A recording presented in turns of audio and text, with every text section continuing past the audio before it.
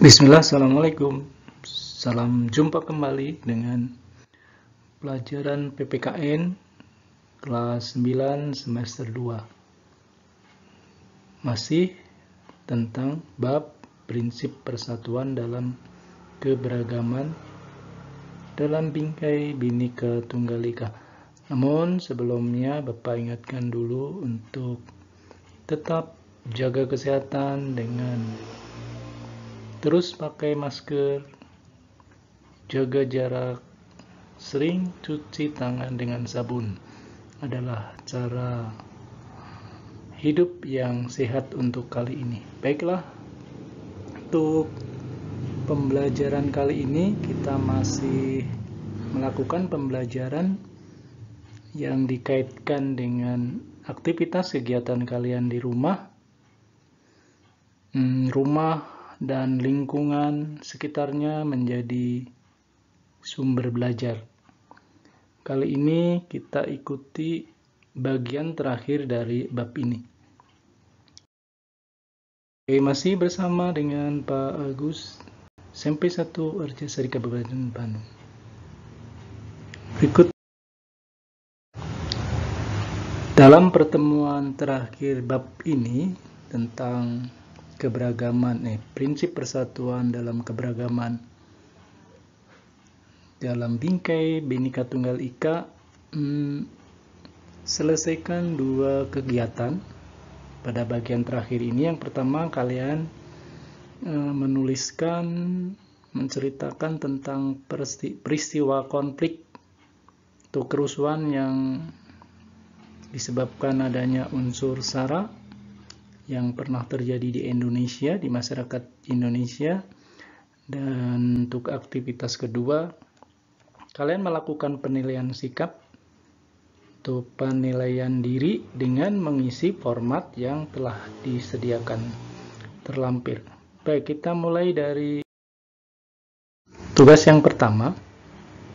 Jadi nanti untuk tugas pertama ini kalian cari informasi di berbagai media tentang peristiwa konflik yang pernah terjadi di Indonesia yang ada hubungannya dengan unsur SARA. Unsur SARA itu artinya masih berkaitan dengan pertentangan, ya, konflik yang ada hubungan dengan hubungan antar suku, agama, ras, dan antar golongan.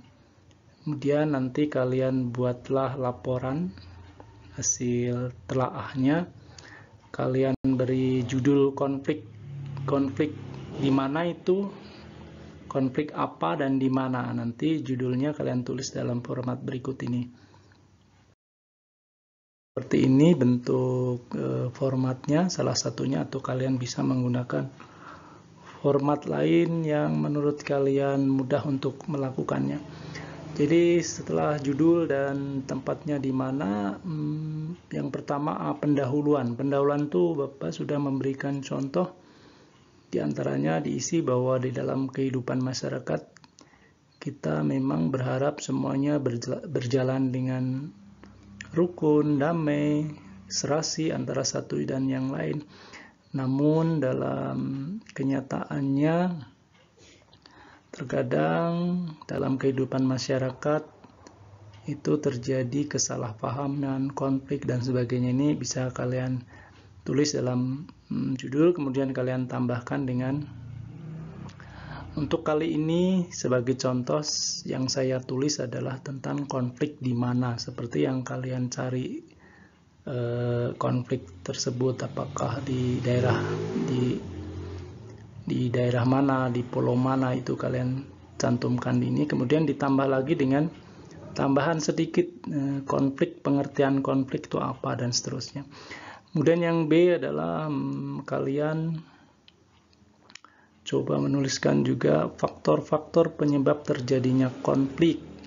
Dulu dalam rangkuman materi itu banyak faktor-faktor penyebab terjadinya konflik, ya, diantaranya ketidakharmonisan antara penganut agama satu dengan yang lain, ada etnosentrisme dan sebagainya. Coba kalian lihat konflik ini penyebabnya faktor, tidak menutup kemungkinan juga beberapa faktor ya dari terjadinya konflik. Kemudian akibat negatif dari terjadinya konflik. Tolong ini juga kalian ingat kembali bahwa akibat negatif itu adanya perpecahan, kemudian juga kerugian harta benda, itu juga kalian cantumkan di sini. Kemudian dari sisi lunturnya, hilangnya nilai-nilai sosial, ini juga menjadi. Nah, untuk lebih jelasnya kalian bisa lihat lagi materi singkat. Nah, jadi kalian uraikan tentang akibatnya dari segi harta benda, dari segi perpecahan, dan seterusnya. Kemudian yang D adalah langkah-langkah penyelesaian. Bagaimana konflik itu bisa diselesaikan dan tokoh-tokoh atau pihak apa saja yang terlibat dalam penyelesaiannya. Kemudian yang terakhir yaitu tanggapan. Bapak minta kalian punya pendapat, punya kesimpulan, sikapnya. Untuk saran atau pendapat ya kalian berikan pada teman-teman terhadap sesama agar hal itu tidak terulang lagi. Apa yang harus kita lakukan dari sekarang, sikap, perbuatan yang dikembangkan dalam kehidupan sehari-hari kita.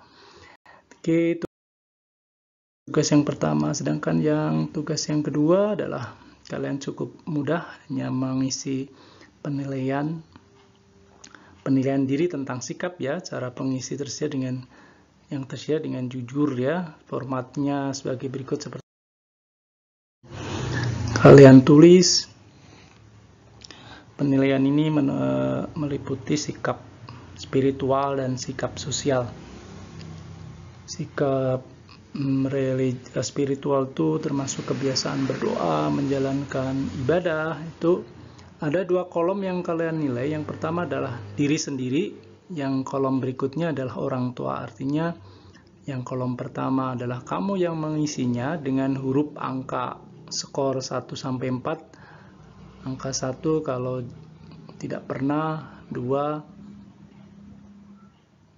jarang, 3 sering, dan 4 selalu ya. Mungkin kalian bisa baca itu. Jadi mengisinya dengan skor 1 sampai 4. Sampai ke bawah, mulai dari sikap sosial, santun, ada poin-poinnya itu, apakah sering berbicara kasar, tidak, itu juga termasuk meminta izin. Kemudian juga peduli, gotong royong, bekerja sama dengan temannya, sering membantu orang tua, melakukan hal-hal yang rinciannya semuanya ada di situ. Kemudian percaya diri, sikap jujur, disiplin dalam sehari-hari, dan tanggung jawab, dan poin-poinnya ada di situ. Jadi yang tugas terakhir untuk bab ini.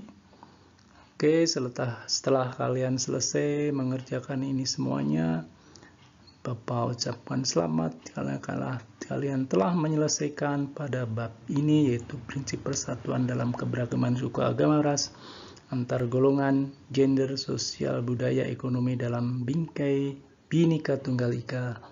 Oke, kalian telah menyelesaikannya dan terima kasih atas semuanya.